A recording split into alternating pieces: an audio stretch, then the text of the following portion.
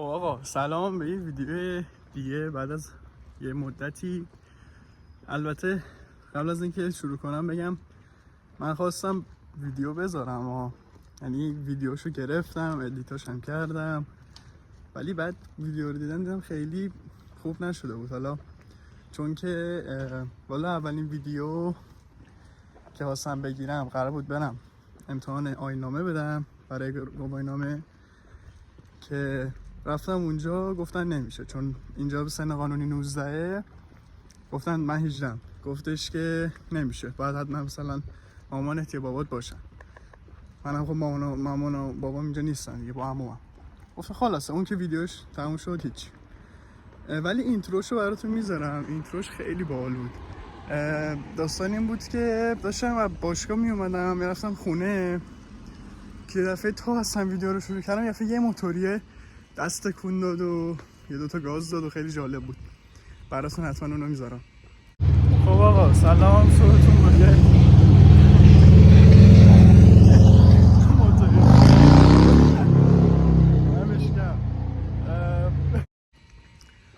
این که از این. خب ویدیوی بعدی که اومدم پس فرداش بگیرم، معمومینا میخواستم من این خونه ببینن، بعد منم باشون رفتم و اینا. قرار بود 2 تا خونه ببینن که یکیش کنسل شد چون گفتن اصلا جاش خیلی زپرتی و اینا به درد نمیخوره، یا جاش بود یا فکر کنم اندازه خونه بود، یادم نمیاد، که دیگه اصلا نرفتم ببینن. اونه که خونه هم رفتیم دیدیم اصلا تو عکساش چیز دیگه بود، خودش چیز دیگه بود. دیدم که اصلا خیلی هم خوب نمیشه ویدیو، اونم نصف نیمه گذاشتم. ویدیوی بعدی هم که اومدم یعنی گرفتم تمامش، فقط ادیتاش هم کردم و خواستم بزنم ولی دیدم باز به درد نمیخوره، اونم رفته بودیم چیزه اینه چه باحاله، واسه نشونتون بدم چقدر رندوم. بذار ببینیم چیه. واسه یه از این دمپاییاست، کراکس، باحاله. بذاریم هم اینجا برای صاحبش. آره این جالب بود، چیز خوشگلی بود. البته اینو فکر کنم اینجا گرونه هم هستن نسبتا، ولی خیلی مد شده احتمالاً بدونید. از همین دمپایی که ما برای دستشویی استفاده میکردیم الان دیگه مد شده، روش از اینو میزنن و مثلا به عنوان کفش میان بیرون استفاده میکنن. خوشگله البته واقعا. ایناش هم گرونه فکر کنم، یعنی نسبتی حساب کنی فکر کنم گرون باشه، ولی چیز عالی. خلاصه داشتم ویدیو رو بهتون میگفتم. با ویدیو ما اومدیم بگیریم، یعنی ادیتاشو کردم و اینا، بعد دیدم خیلی خوب نشده دیگه نذاشتمش. بعد حالا امروز برنامه امروز بهتون بگم، این ویدیو دیگه احتمالاً خوب میشه. برنامه امروز اینه که ما قراره بریم، الان دارم میرم خونه عمومینا یه ناهاری بزنیم، بعد حدودای عصر قراره بریم یه پارکی اسمشو یادم نمیاد واقعیتش، چیچی راکس چیچی یادم نمیاد واقعیتش اسمشو. بعد قراره انگار اونجا چیزای مفتی میدن، آبجوی مفتی و انگار چند تا چیز مفتی، انگار سوسیس چیز مفتی انگار میدن اونجا، برای فکر کنم برای به مناسبت روز کاناداست که فرداست، 1 جولای روز کاناداست، احتمالاً برای اون باشه. حالا بریم ببینیم چطوریه دیگه. امیدوارم جای قشنگی باشه چون خودم نرفتم، ولی به نظر جای خوبی میاد، به نظر جالبه.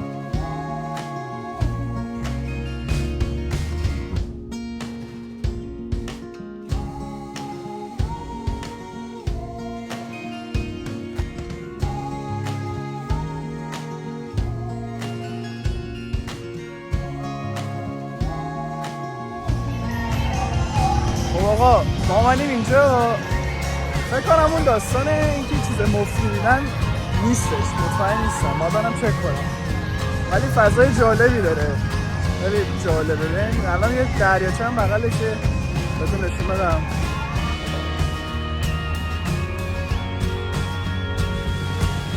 همین الان خیلی رندوم یه آقای توپولی هم بود، سلام علیکم کرد، گفتش چطوری رئیس؟ خوبم بکنم داشتن وید میکشیدن. اینجا هم که میدونیم وید آزاده ماشاءالله، همه یعنی میکشن یادگه، ولی به نظر مرد خوبه دیگه. شاید من اشتباه میکنم، شاید من فقط خواسته سلام علیکم کنه.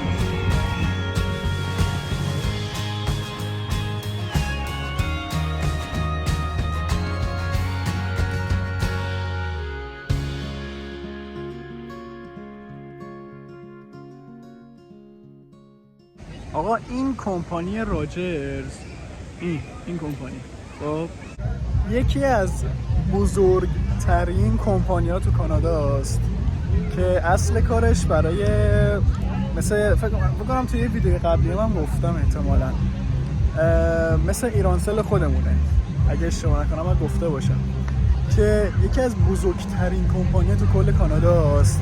همه چی برای اینه، یعنی یکی از بزرگترین سالن‌های ورزشی تو ونکوور برای اینه، اسمش راجرز اریناست.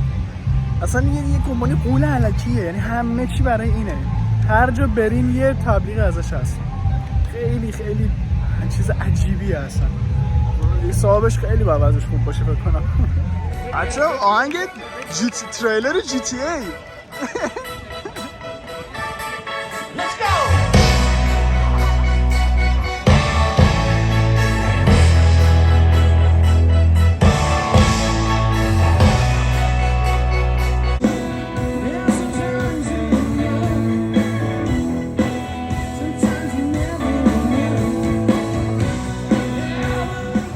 یه لحظه فکر کردم خود طرف این آهنگی که شنیدید برای تام پتی اگه اشتباه نکنم، من این آهنگو همون مثل جی تی وی آی که تریلرش اومده بود شنیدم، یه لحظه فکر کردم خودشه، بعد یادم افتاد خودش بنده خدا 2016 17 مرده، ولی صداش خیلی شبیهش بود، صدای طرف خیلی شبیهش بود. دمش گرم. آقا الان در مورد اون گروه که هم تحقیق کردم، اسمشون پرفکتلی پتیه، تریبیوت تام پتی هن، همون آهنگی که برای روی تریلر جی تی وی آی استفاده شده، تریبیوت هن. بعد آقا من رفتم یه دونه اینجا از این تریلرهای پلیس بود، به هم یه دونه از اینا داد، عینک آفتابی تبلیغاتی PMPD میشه پورت مودی پلیس دپارتمنت. خیلی جالب بود. همینطوری یه یارو همونجا بود بیا بردار، و یکی دیگه اونجا بود، یا آقای همطوری رندوم گفتش که گفتم حالا من ورم نمیخواستم، گفتم حالا من ورم دارم میدم به پسرم اون.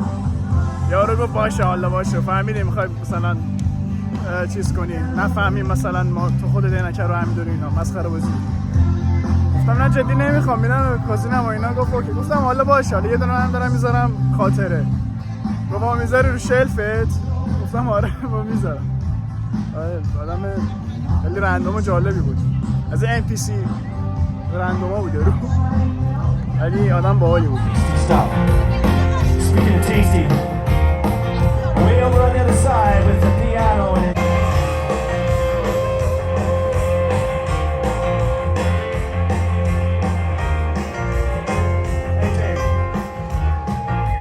الان ساعت 8، پارکو بستن چون خیلی شلوغ شده. یه نشونتون بدم، الان یه گروه دیگه قراره بیاد، ببینید که پره اونجا.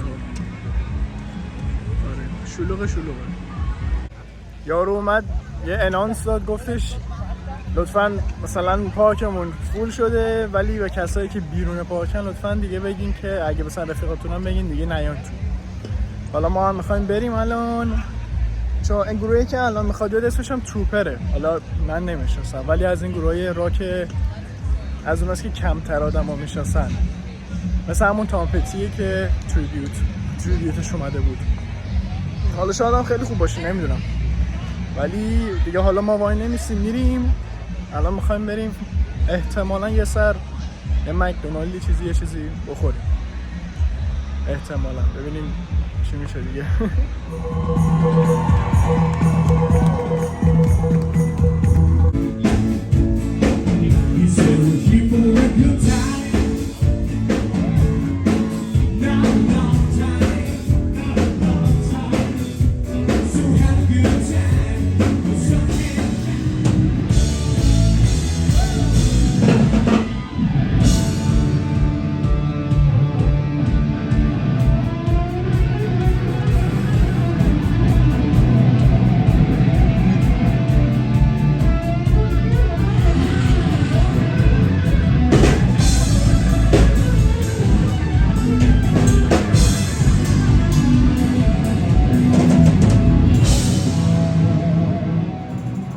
ما اومدیم مکدونالد، همونطور که میبینین اینا هم دارن میدونم، فکرم خیلی گشنشونه.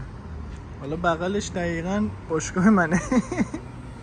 همونطور که میبینین خیلی ناراحت میشم فکر کنم الان مربیای اون تو، ولی دیگه یه روزه. دقیقاً بغل باشگاه مکدونالد.